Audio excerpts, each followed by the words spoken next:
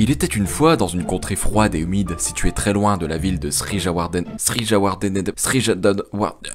très loin du Sri Lanka, se trouvait une demeure à l'architecture fantaisiste. C'est dans ce palais que vivait un jeune garçon nommé Revor. Celui-ci était notamment connu pour être l'homme le plus pauvre du royaume, mais également pour ses nombreuses crises hémorroïdaires. Bien qu'il n'avait pas de quoi se payer un repas convenable, Revor n'avait que faire de se sustenter à base de faibles pitances, car celui-ci savait que la richesse ne se trouvait pas dans l'argent, mais surtout dans l'amitié. Une qualité que lui avait d'ailleurs jadis enseigné ses aïeuls. En effet, fort de ses enseignements, Revor se fit de nombreux amis durant sa tendre enfance. Des amis avec qui il pensait passer l'entièreté de sa vie. Mais malheureusement, cette rêverie n'était qu'issue de l'imaginaire d'un enfant innocent.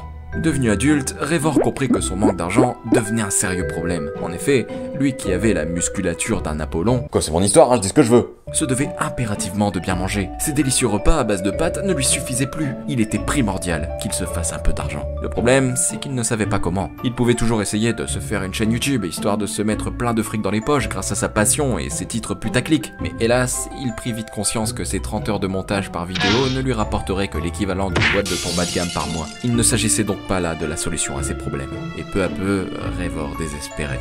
Mais un jour, alors qu'il essayait de marcher à quatre pattes sur le dos, celui-ci reçut une missive très particulière. En l'ouvrant, il lut ces quelques mots. Au Tomodachi Game, tu es convié.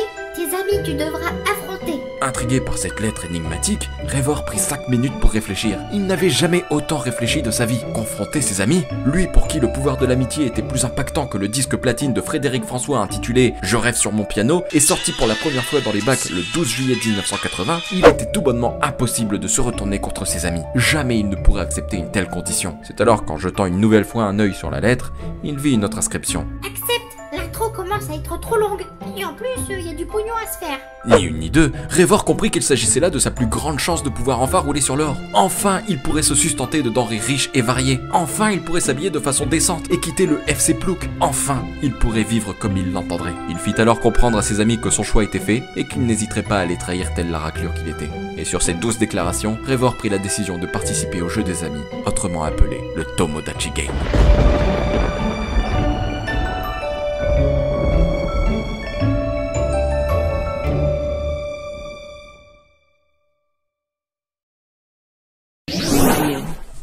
Bonjour.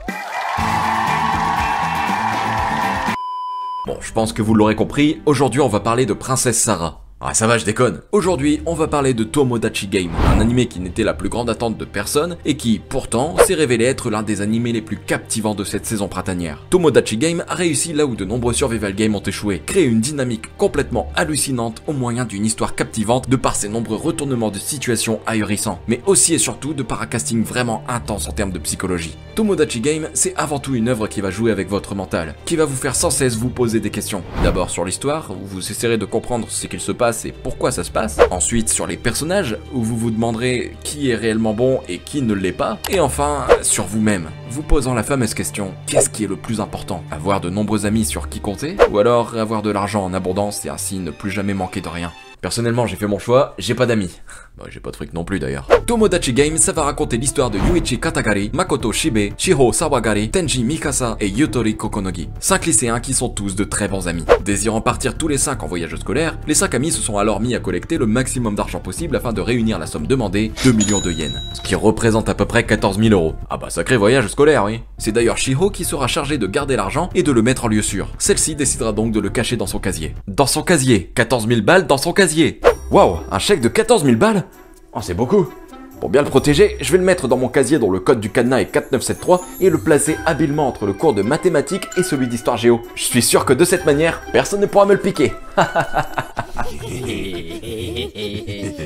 Du coup, vous vous en doutez bien, l'argent sera bien évidemment volé. Le mot orge en sumérien se prononce shay. Après ça, les 5 amis dépités par la situation se feront agresser. À leur réveil, ils se retrouveront dans une étrange pièce blanche où une mascotte ressemblant à un enfant viendra les accueillir en leur souhaitant la bienvenue dans le Tomodachi Game, un jeu qui leur permettra de récupérer l'argent perdu, mais qui, pour ce faire, détruira leur amitié à tout jamais. Alors, avec un synopsis pareil, je peux comprendre que votre intérêt puisse ne pas être totalement suscité. Faut dire qu'en général, les survival games c'est surtout synonyme de sang, de meurtre et de mort à foison. Alors ici, voir que l'histoire va avant tout se baser sur l'amitié, zappant ainsi totalement l'essence même d'un survival game qui est la survie, bah ça freine un peu. Du coup, je peux comprendre qu'en premier lieu, vous soyez genre... C'est nul! débile! Mais calmez-vous les psychopathes assoiffés de détresse humaine. Si vous vous êtes reconnu dans cette appellation, il y a un problème. Honnêtement, l'animé est nettement mieux qu'un simple survival game basique. Ici, certes, il n'est pas question d'un jeu mortel, mais les enjeux du Tomodachi Game en sont tout aussi impactants. Au-delà de la torture physique, il y a la torture psychologique. Une torture qui, disons-le, est parfois plus violente que la mort. Et c'est sur cet aspect que va s'attarder Tomodachi Game. On va suivre une bande de 5 amis qui croyaient tous que rien n'était plus fort que leur amitié, qui avaient confiance en chacun des membres du groupe, et qui, du jour au lendemain, vont finir par apprendre de très lourds secrets sur leurs amis. Et c'est là que l'animé fait un travail tout à fait remarquable, puisque l'entièreté de l'intrigue ne va se focaliser uniquement que sur la relation entre les lycéens.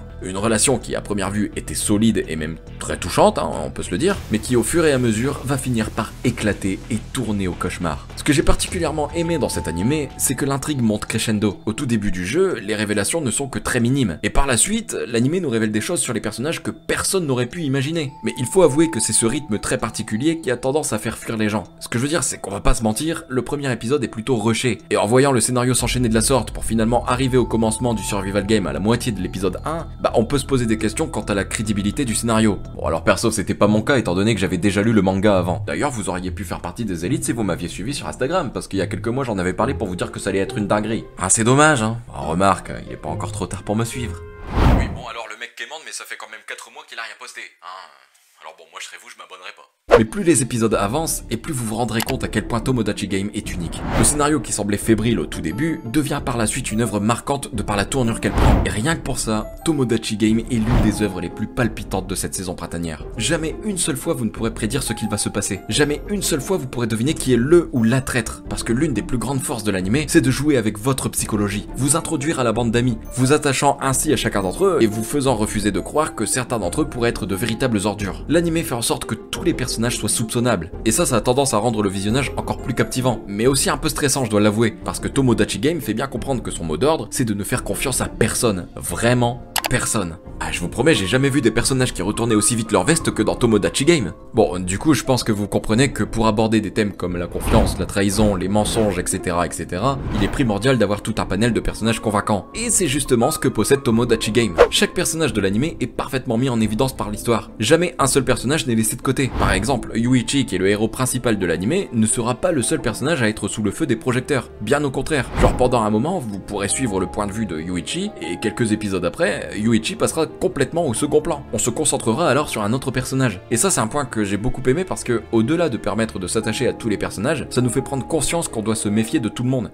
même du personnage principal. Bon, après faut avouer qu'ils sont tout de même assez caricaturés, hein. Ah bah excusez-moi, mais tous les sacs possèdent non seulement les pires souffrances de l'humanité, mais également un côté assez sombre qui les fait agir de façon disproportionnée. Sacrée coïncidence que ces 5 personnes soient amis, dis donc. Après je peux comprendre que pour le bien de l'animé, il faut qu'ils aient tous des problèmes, hein. Ah bah si tous les 5 avaient eu une vie parfaite, ça aurait pas été la même ambiance, hein. Bref, maintenant parlons du personnage principal. Je pense qu'il est important de stipuler à quel point Yuichi est un personnage riche en termes de développement, mais aussi et surtout que c'est un personnage rempli de surprises. Certes, au début de l'histoire, je l'ai fortement jugé, hein, j'avais l'impression qu'il avait regardé tous les épisodes de Fairy Tail en VO, en VF et même en allemand.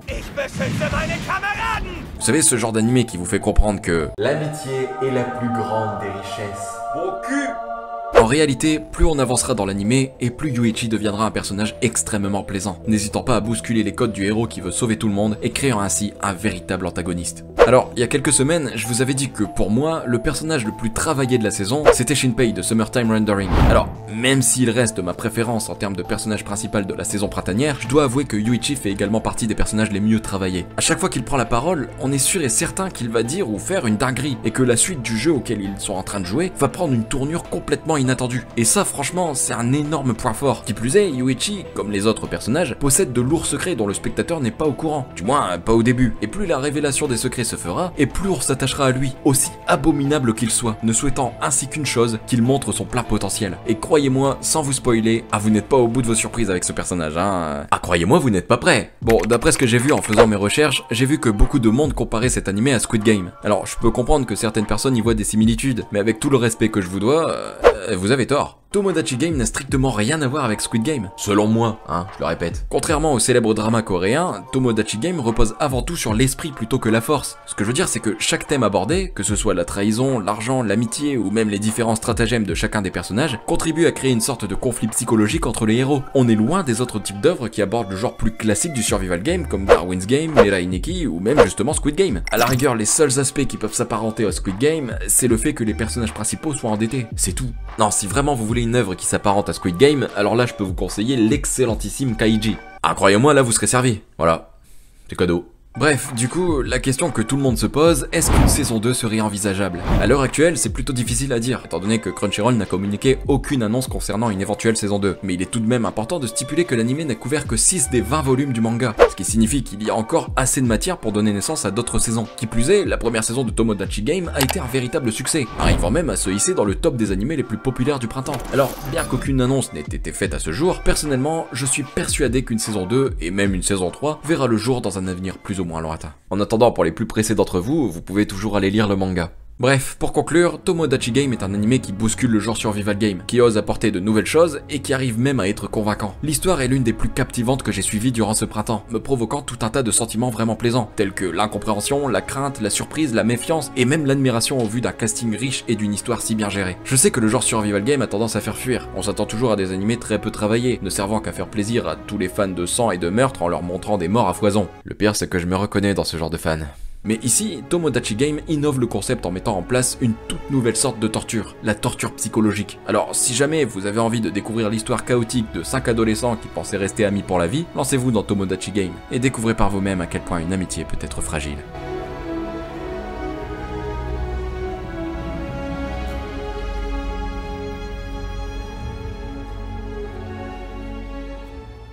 Bref, voilà ce qui conclut cette vidéo. J'espère qu'elle vous aura plu et que j'aurai pu vous donner envie de découvrir l'animé, même si je suis persuadé que 80% des personnes qui regarderont cette vidéo ont déjà vu l'animé. Avant de conclure, je voulais vous dire un petit mot concernant les vidéos. Je pense que vous avez très certainement remarqué que ces temps-ci, niveau planning, bon, on n'était pas sur de la régularité pure et dure, hein. Comme je l'avais dit dans de précédentes vidéos, le mois de juin est extrêmement compliqué pour moi en termes de temps libre, hein, je vais pas vous mentir. Mais rassurez-vous, le mois de juin touche à sa fin. Après ça, je vous promets qu'on reprendra le rythme habituel de une vidéo tous les dimanches, peut-être même plus, étant donné que les vacances arrive, et ce jusqu'à la fin de l'été, bah même après l'été en fait. Donc du coup je vous demande encore un tout petit peu de patience et voilà, c'est tout, j'ai rien d'autre à rajouter. Donc en attendant, si la vidéo vous a plu, n'oubliez pas de balancer votre plus gros kamehameha sur le pouce bleu et de vous abonner pour ne pas louper la prochaine vidéo. Sur ce, moi je vous laisse, je vous fais des bisous et je vous dis à plus dans une prochaine vidéo. Ciao.